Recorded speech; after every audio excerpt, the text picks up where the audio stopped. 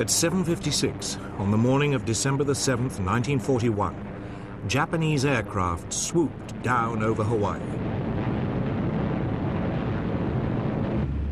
Their target? The US Pacific Fleet at anchor in its base at Pearl Harbor.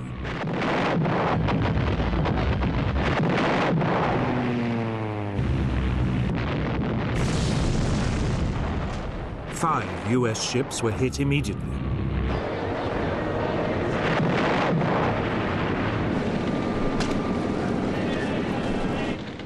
A few minutes later, more Japanese aircraft joined in.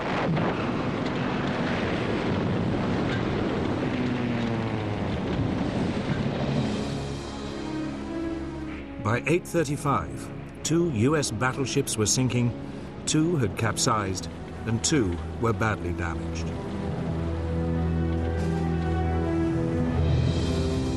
A 7th battleship, the Nevada, slipped her moorings and was heading out to sea when she too was caught and forced to beach.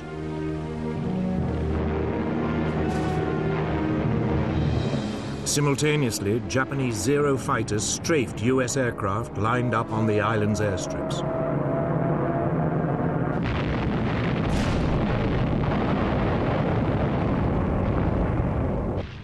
They also shot up nearby army barracks.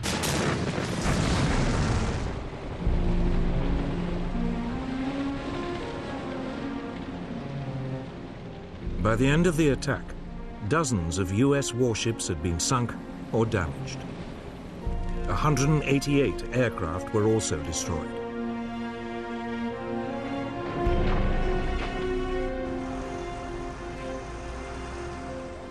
The next day, US President Franklin Roosevelt declared war on Japan.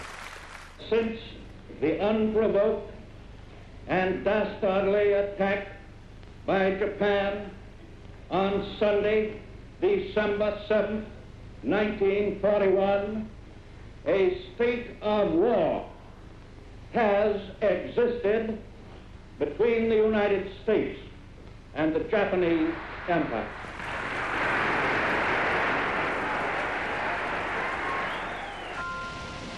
The stage was set.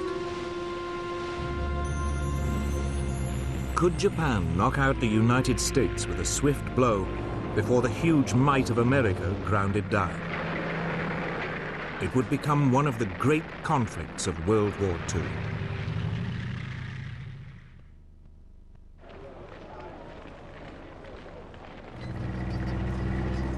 Japan's first steps towards war had come in August 1940.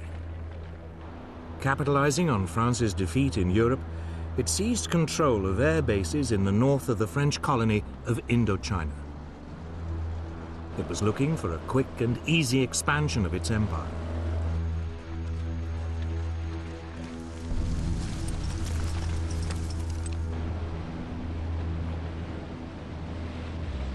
A year later, it issued an ultimatum demanding the use of all French air bases throughout Indochina. When the French hesitated, the Japanese invaded and seized control of the entire colony.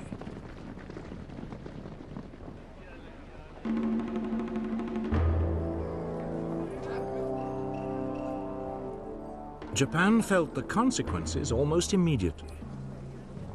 The United States froze its overseas financial assets, effectively robbing the country of its ability to buy oil. Japan faced a choice: climb down and lose face, or seize more territory and up the stakes.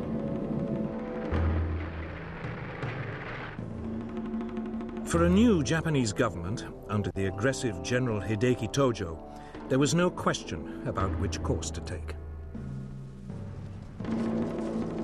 Japanese army and navy commanders were told to prepare for a swift war to occupy all the far eastern territories controlled by Britain, France, the Netherlands, and the United States. The country was expecting a swift victory.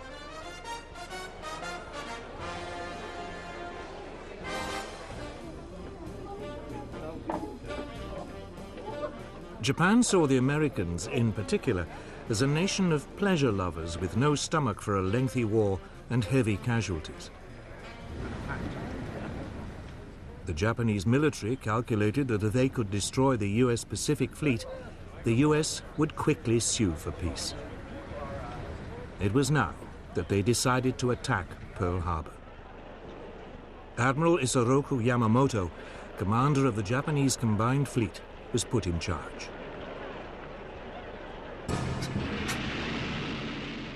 He had 10 battleships, 10 aircraft carriers, and the world's most advanced naval aircraft.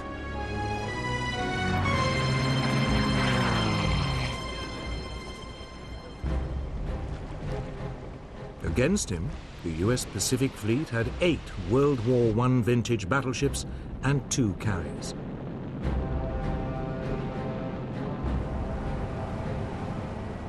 Yamamoto planned the attack with great care. He would hit the US fleet in Pearl Harbor on a Sunday, since, according to intelligence reports, it usually spent the weekends in port.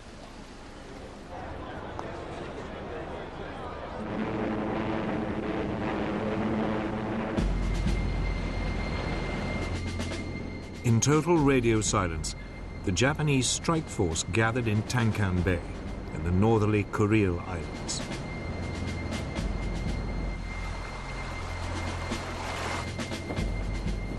The fleet set sail on November the 26th, 1941.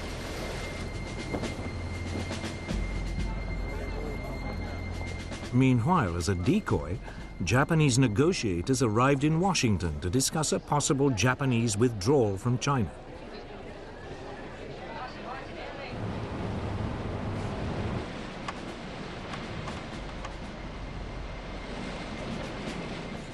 The Japanese fleet refueled after several days at sea. 3 days later, it was off Hawaii. The Americans were still blissfully unaware that anything was wrong.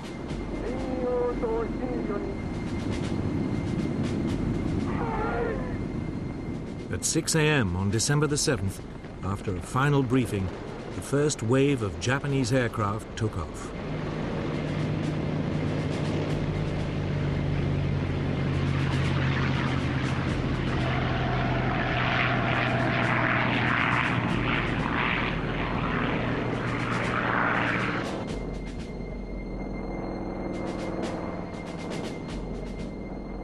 As the Japanese aircraft dived into the attack, US personnel was still just stirring on a fine Sunday morning.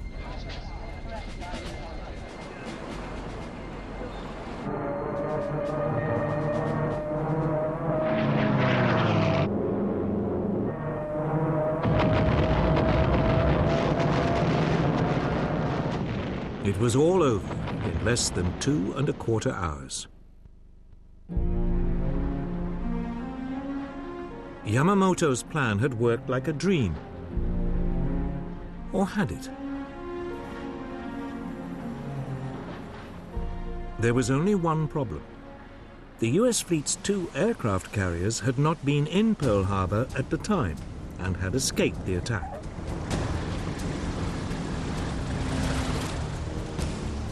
Yamamoto's main aim of crippling the US Pacific Fleet had only partially succeeded.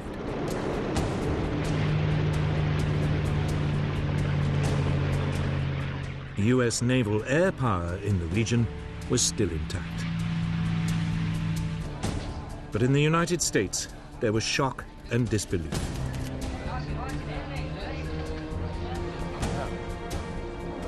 It quickly turned into a mood of fury and determination. Angry mobs attacked the Japanese embassy. Japan had disturbed the sleeping giant. The US Secretary of the Navy, Frank Knox, spoke for many. The Japs started this war. We are going to finish it.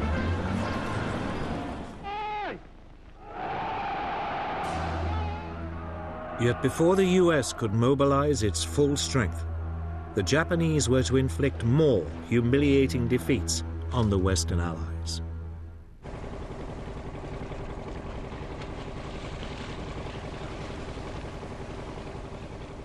In December 1941, as America was licking its wounds after Pearl Harbor, Japan launched a series of attacks on Western colonies in Southeast Asia. It thought it had knocked out America. Now it moved against Britain and its colonies.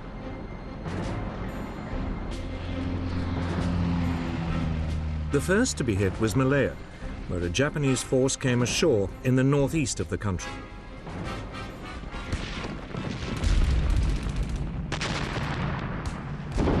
The plan was that it should make its way south down the east coast.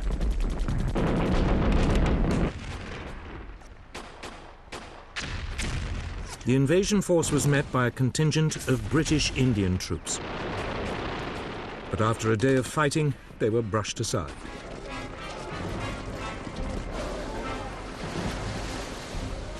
Meanwhile, further north in Thailand, a second Japanese landing was unopposed. 30,000 Japanese troops were soon making their way down the western coast of Malaya.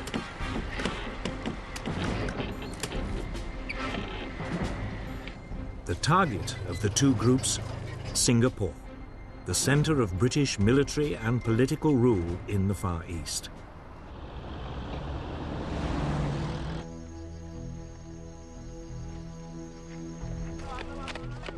Britain had turned the island into what it believed was an impregnable fortress.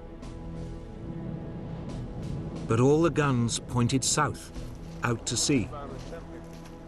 The Japanese were approaching by land from the north.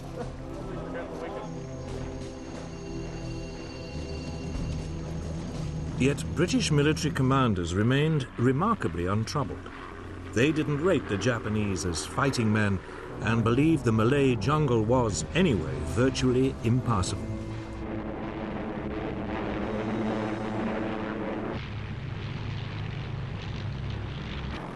But the Japanese had other ideas.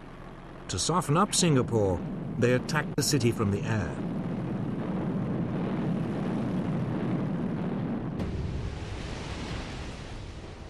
Britain sent the new battleship Prince of Wales and a battlecruiser, Repulse, to attack Japanese troop convoys. They were met by Japanese bombers.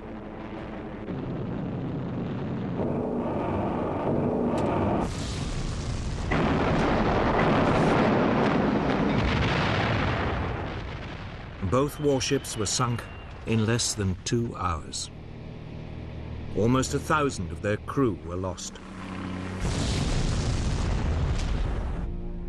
It was the greatest British naval disaster of World War II. In an era of aircraft and aircraft carriers, it was now clear the battleship, for years the mainstay of the British Navy, had had its day.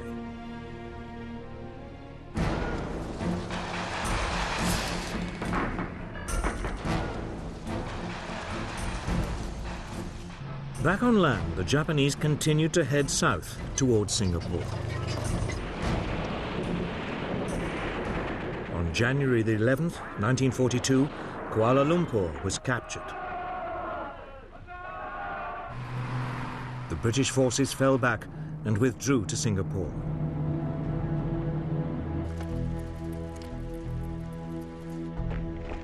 There were now about 100,000 British soldiers to defend it. They faced a force of only 30,000 Japanese.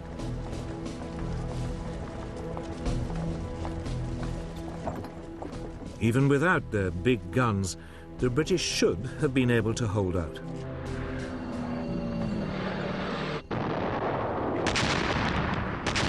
The Japanese launched an assault in early February. It was supported by more airstrikes.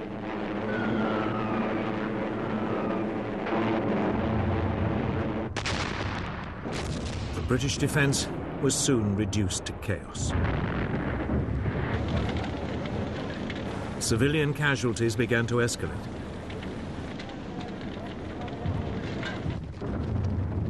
Four days later, the Japanese had pushed through the last of the British defensive lines.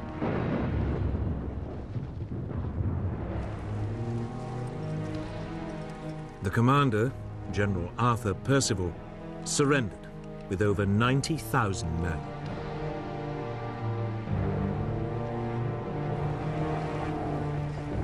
Never in the history of the British Army had a commander in charge of such a large force had to surrender, and to an enemy general whose force was outnumbered more than 3 to 1. Britain's 200-year-old power and prestige in the Far East had been wiped out in just 10 weeks. But it wasn't the only disaster.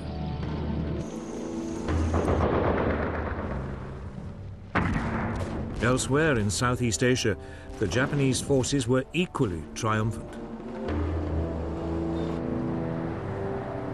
The British garrison in Hong Kong fought for 2 weeks before succumbing to a Japanese invasion.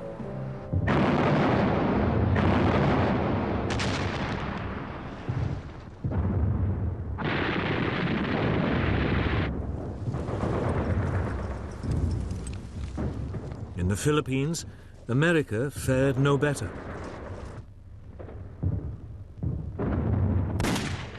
Here, a preemptive bombing raid caught large numbers of US aircraft neatly lined up at Clark Field.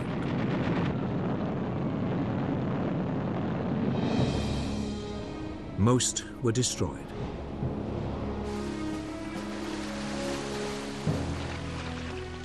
Two days later, with US air power virtually non-existent, Japanese troops began to land.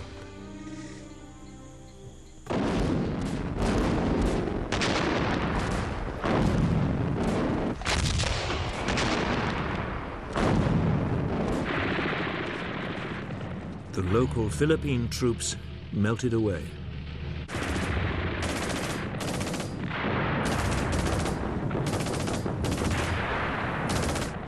The Japanese advanced rapidly. 10 days later, Manila was captured.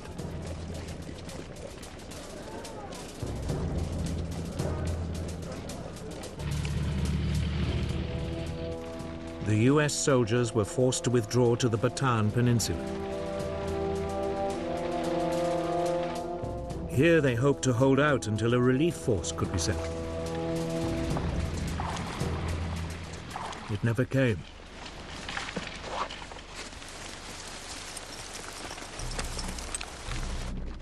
On April 3rd, 1942, Japanese troops launched a major assault on US positions. After 4 days' heavy fighting, they broke through.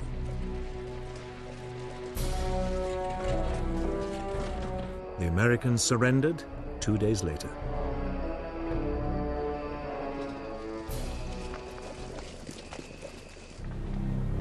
That left just one British colony in the region, Burma. In early 1942, Japanese forces pushed into the south of the country. The British defenses had been utterly neglected. There were only some 15,000 men defending the country. They were no match for the Japanese.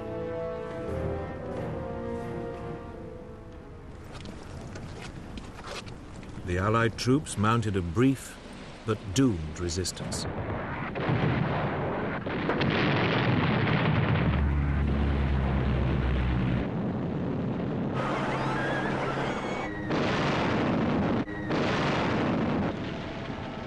Less than 2 months after invading Burma, the Japanese had seized the capital, Rangoon.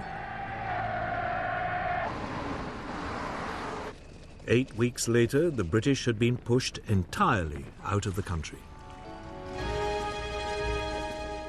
In just under 6 months, the Japanese had seized control of the whole eastern rim of the Pacific. Their Oriental blitzkrieg had been swift and crushing. Yet already, there were warning signs that they were not as powerful as they appeared.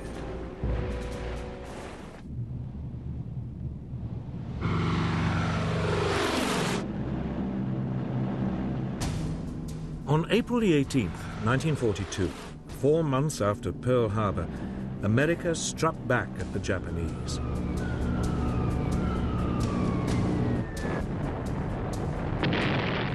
US bombers flying low over Tokyo dropped bombs on the city close to the Emperor's palace. Others struck Yokohama, Kobe, and Nagoya. The raid, authorized by President Roosevelt himself, was daring in the extreme.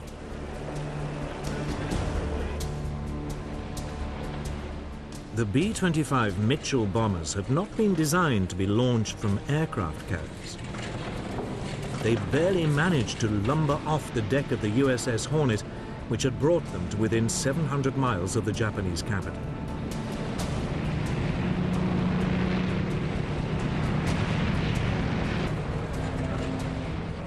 But that didn't diminish their effectiveness in the air.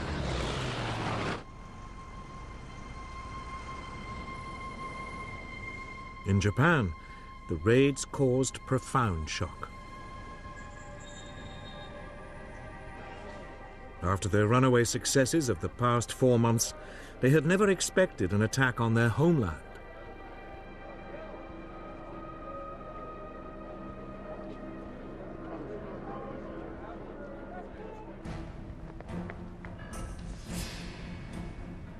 Japan's military planners now decided to extend the country's defenses.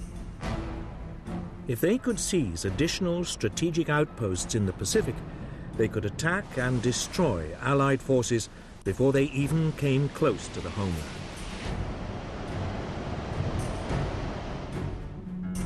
Japan already controlled much of the Chinese coast, Southeast Asia, and the Philippines. They had also seized the Dutch East Indies. Now they decided to strike south and attack Papua New Guinea and the Solomon Islands, and east to take the island of Midway in the middle of the Pacific. It would mean the homeland was surrounded by a string of fortified positions. Yet even as Japan was planning its move, its operations were severely compromised, though it only realized this after the war. The United States had broken its military and diplomatic codes.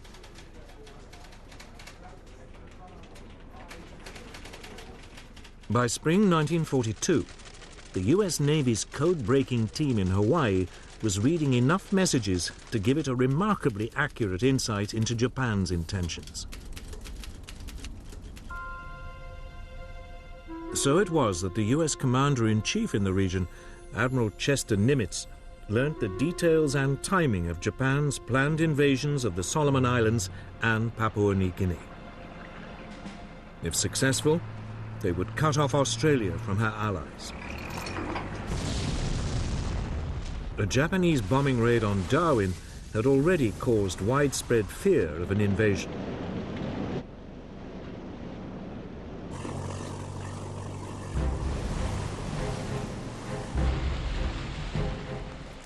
In early May 1942, the Japanese plan to widen its defensive perimeter was launched. They seized the Solomon Islands.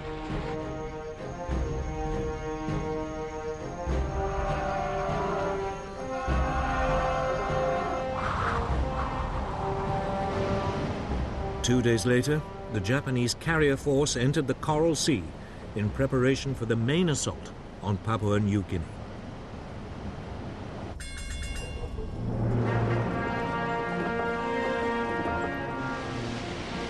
But this time, the Americans had anticipated them. Admiral Nimitz had ordered 2 US aircraft carriers and a number of smaller warships into the area.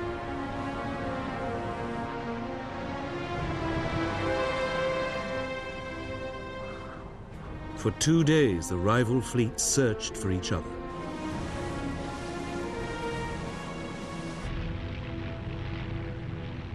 Then, on May the 7th, US aircraft located and sank the Japanese carrier Shoho.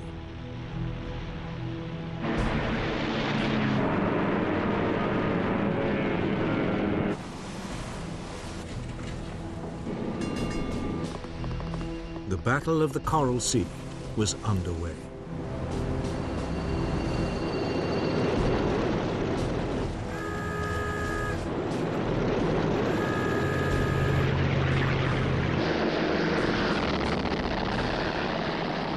Early the following day, the Japanese responded, unleashing a hail of torpedoes and bombs.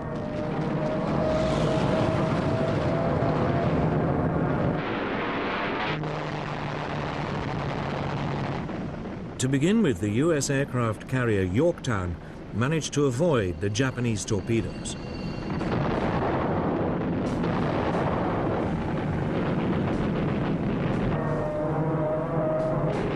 But then she took a bomb which penetrated 4 decks before exploding. 37 men were killed.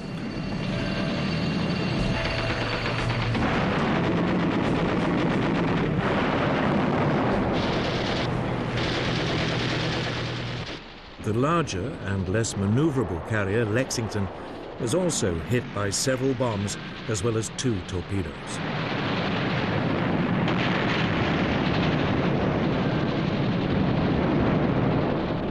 She developed a heavy list to port.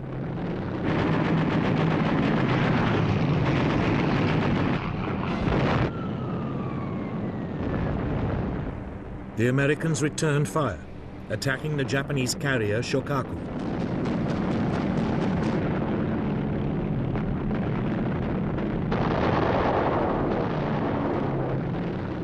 The first US raid was blunted by Japanese Zero fighters, which forced the US Douglas Devastator bombers to drop their torpedoes too far out. All the torpedoes missed.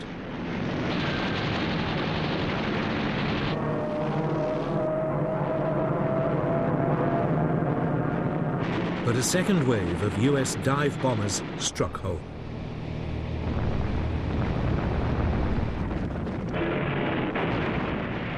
The Shokaku's deck was so badly damaged, she could no longer be used by aircraft.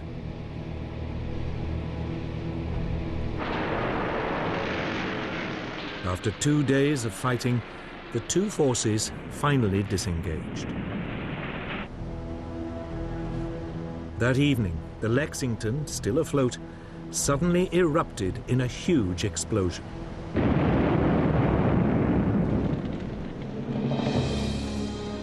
There had been an undetected leak of aviation fuel that had caught fire.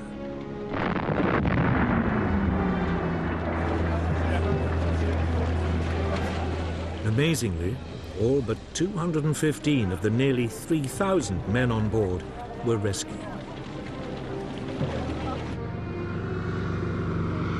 Later that evening, an American torpedo scuttled the burning hulk.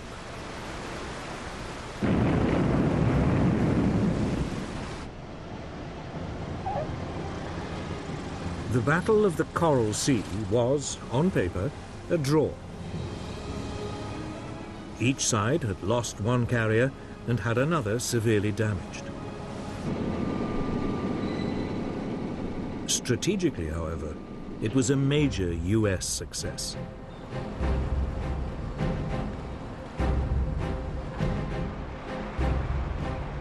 It had prevented the Japanese from seizing more territory, and it had stopped them from isolating Australia.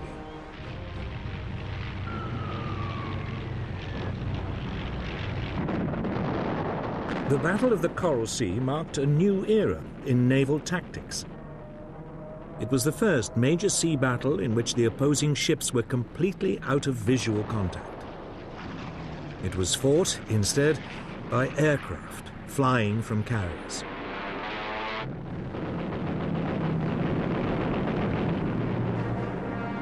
It would soon become clear which side had adapted to the new form of naval conflict more successfully.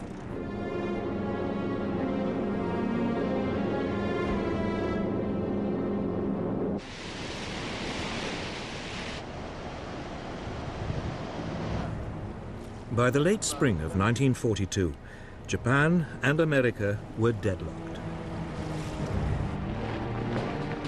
Japan needed a quick victory if it was not to be ground down by the huge resources of the United States. In mid-May, it began its next move. US codebreakers reported Japanese plans for a new attack. It would be on Target AF, somewhere in the mid-Pacific. The problem for the Americans was that they had no idea where Target AF was. Could it be a reference to Midway Island near Hawaii? An ideal jumping-off point for another attack on the American fleet in Pearl Harbor? The code-breaking team suggested a way to find out. The US Air Base on Midway was instructed to send an uncoded message reporting problems with the island's water system.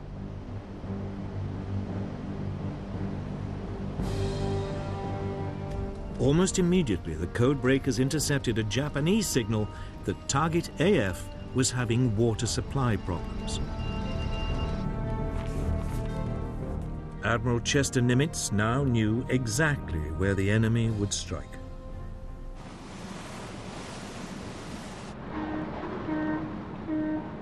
The Japanese plan was typically complex. A diversionary attack on the Aleutian Islands in the North Pacific would draw away part of the US fleet, while Midway was seized by an occupation force. The Americans would be obliged to hurriedly commit their carrier force to retaking the island.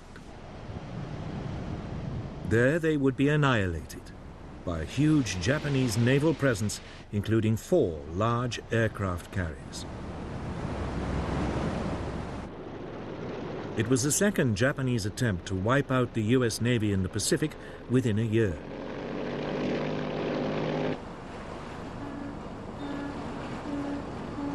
Forewarned, the American carriers left port and moved to a position where they could ambush the Japanese.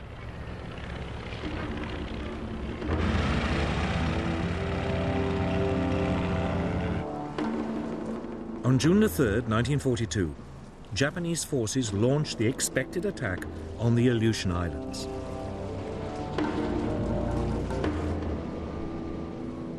Nimitz didn't respond.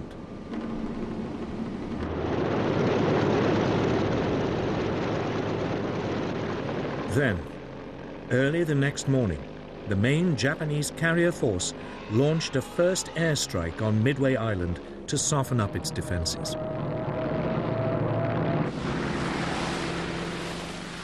US warplanes from the island intercepted them. Most were outdated Brewster Buffaloes and were easily shot down by the more agile Japanese Zero fighters.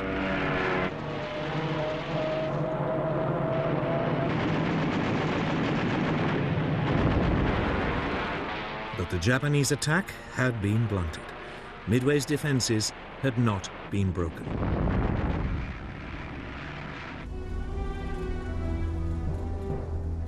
The Japanese commander, Admiral Chuiki Nagumo, faced a difficult decision. He'd kept some of his aircraft in reserve, loaded with munitions designed specifically for attacking ships, just in case the US fleet was spotted. Should he now order this reserve to be stripped of its torpedoes and armor-piercing bombs and reloaded with high-explosive and fragmentation bombs for a second strike on Midway? It would leave him ill-equipped to take on the US Navy, but he calculated it was a risk worth taking. Then, just as the reloading was underway, he received unwelcome news. A US naval force had been spotted. Was this the US carrier force, or a smaller, less significant fleet of ships? Nagumo was in a dilemma. Should he continue with the second strike on Midway, or should he once again re-equip his bombers to take on the US vessels?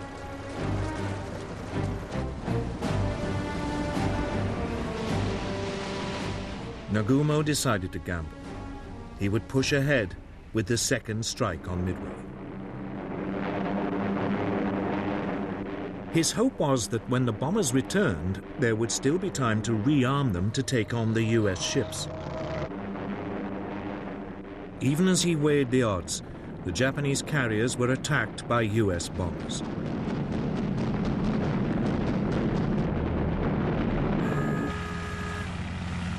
Every available Japanese Zero fighter was scrambled before the US bombers were repelled.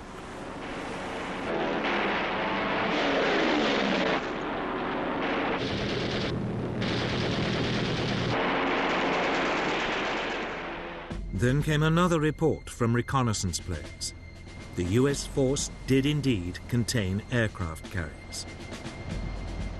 Nagumo was, once again, on the spot. His aircraft were halfway through reloading, but the US carriers were a much more important target. He took a second gamble. He decided to change their weapons yet again to attack the US force. But while he did so, his ships would be sitting ducks. Almost immediately, they came under attack from low-flying US torpedo bombers. But they were old and slow and attacked without fighter support.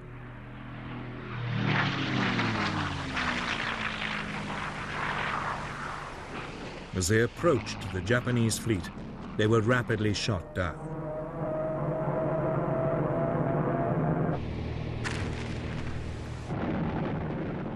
For a brief period, it looked as though Nagumo's gamble had paid off.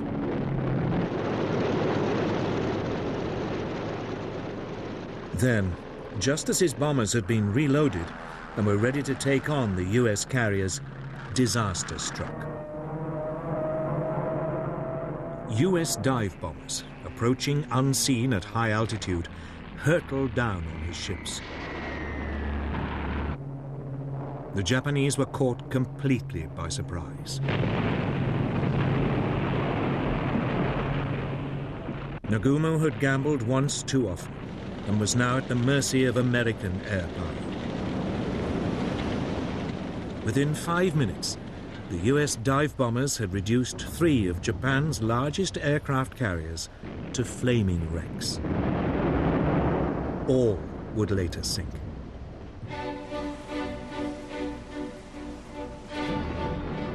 The fourth carrier, the Hiryu, had been masked by a rainstorm and that afternoon mounted a desperate counterattack.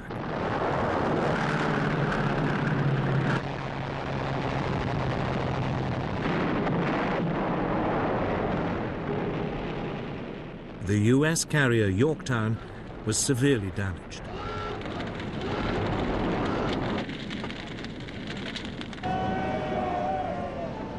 It was torpedoed by a Japanese submarine several days later.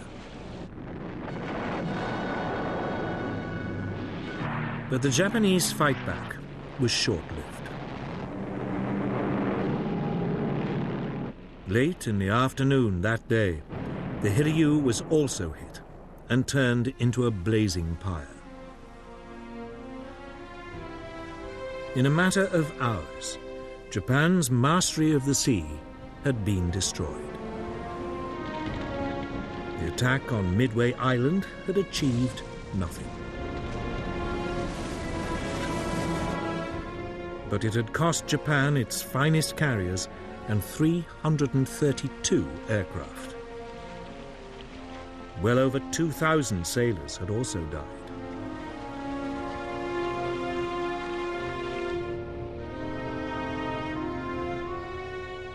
America now ruled the waves in the Pacific.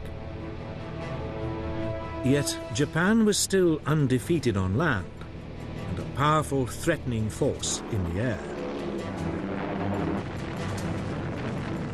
In the coming months, it would try to maximize these advantages.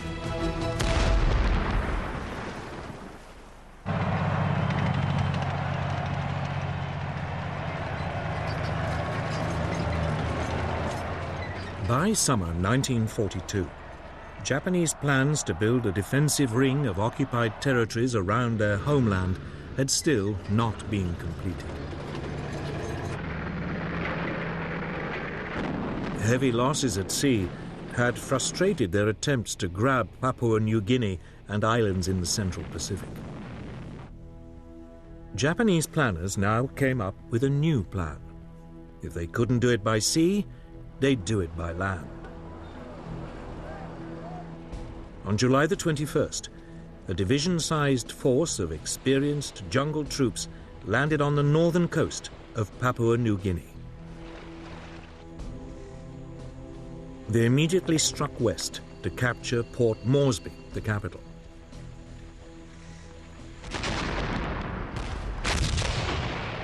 Progress was swift at first. The small Australian defence force was completely outnumbered.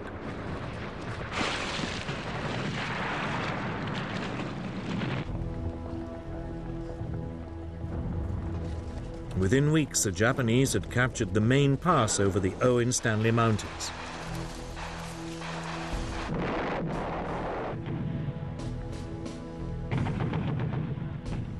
They then halted to await reinforcements before the final push on Port Moresby.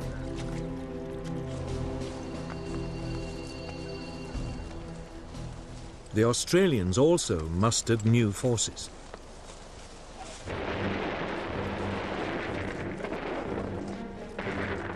When the Japanese moved off again, they now met much stiffer resistance.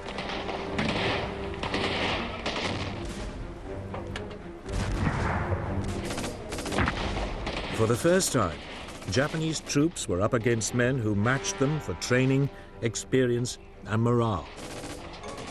The Australians stood their ground, and the Japanese were temporarily brought to a standstill.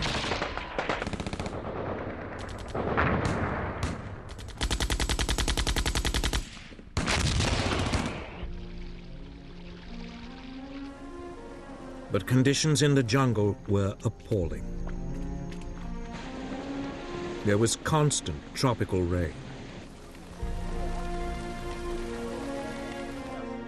Malaria was rife. The Australians were eventually, again, forced to retreat.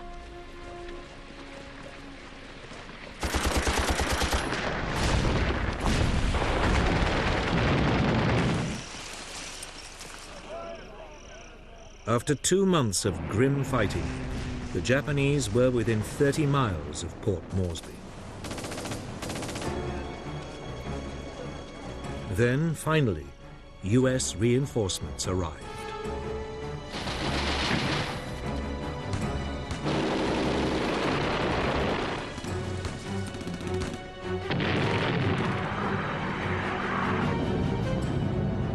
Through September and October, the Japanese were, in their turn, forced back.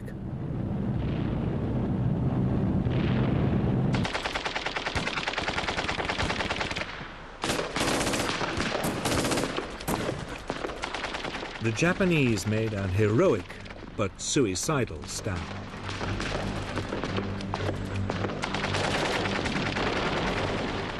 Many chose to die fighting rather than surrender.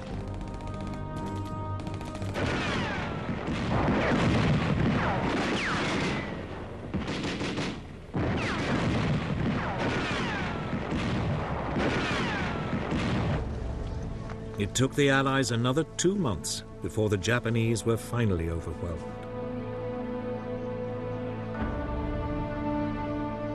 It had been a bloodbath.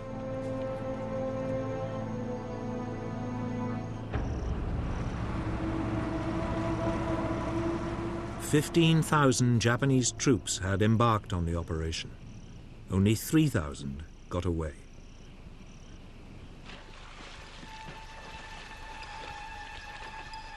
The Japanese were in trouble. They'd lost at sea. They were now rapidly losing the initiative on land. American military might was asserting itself.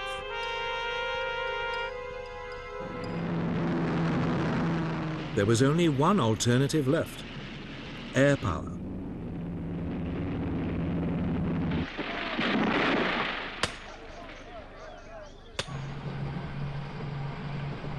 Through the summer of 1942, Japanese engineers began building a string of airstrips across the Pacific. One was on the island of Guadalcanal, in the southern Solomon Islands.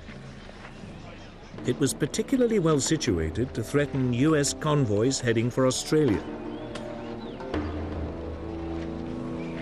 It would become the focus of an epic battle.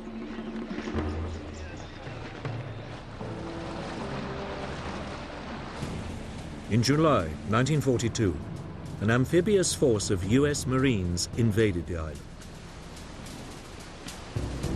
They landed without resistance.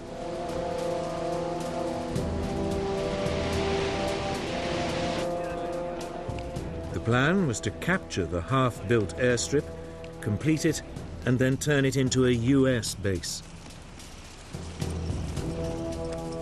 But the Japanese were not ready to give up.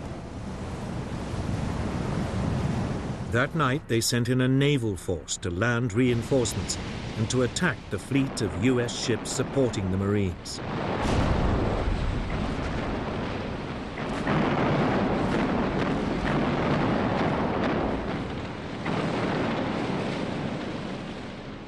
In a dazzling display of night fighting, the Japanese cruisers sank 4 Allied warships and drove the rest out to sea.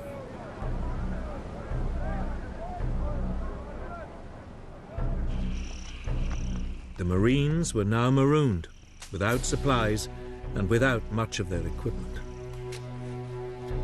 They dug in around the airstrip. Despite constant bombardment, using construction machinery left behind by the Japanese, they pushed ahead with the completion of the airfield.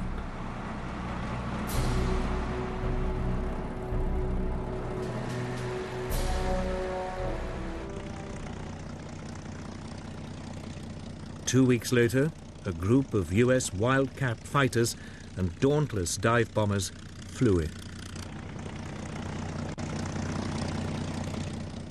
They were not a moment too soon.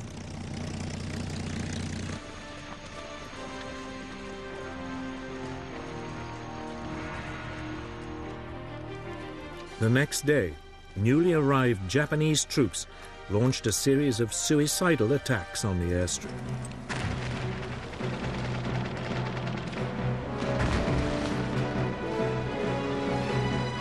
Over the following months, wave after wave of fanatical troops were thrown into the battle.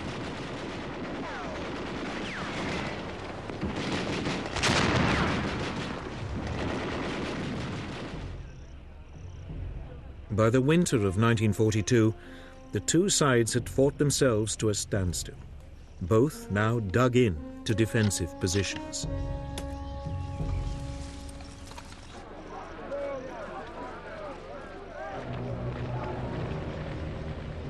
Then, in December, the exhausted US Marines were replaced by fresh troops.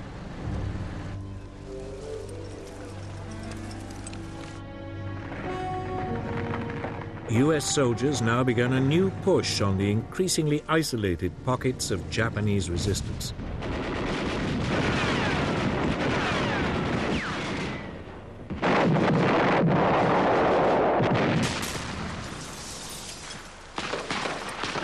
By early February 1943, the Americans had finally won control of Guadalcanal.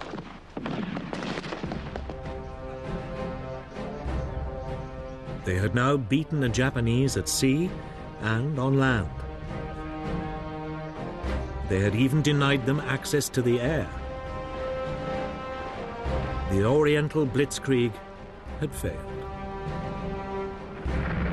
The Japanese Empire now faced a foe that was still growing in strength at a rate it could never hope to match. It was the beginning of a fundamental shift in the course of the war.